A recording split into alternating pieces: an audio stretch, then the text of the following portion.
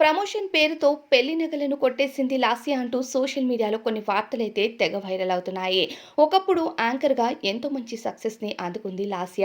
Anchor రవితో కలిసి లాస్య చేసిన యాంకరింగ్‌కి గాను మంచి మార్కులు పడ్డాయి అప్పట్లో.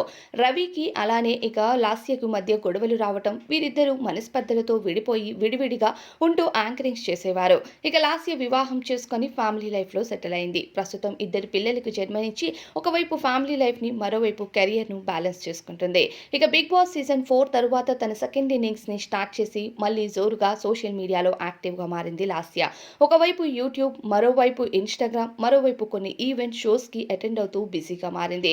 ప్రస్తుతం యాంకర్ లాస్యగా కాకుండా లాస్య మంజునాథ్ గా తనదైన శైలిలో సక్సెస్ ని అందుకుంది.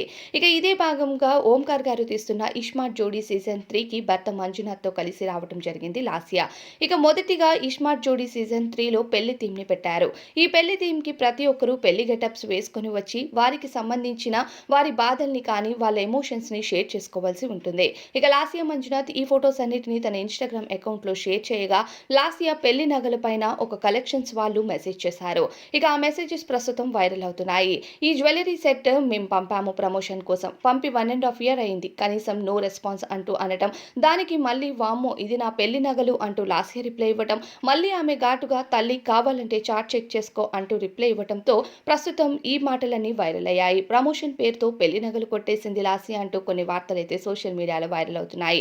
ఇందులో నిజం లేకపోతే ఆమె అంత ఘాటుగా ఎందుకు రిప్లై ఇస్తుంది అంటూ ఆమెని సపోర్ట్ చేస్తున్నారు చాలామంది.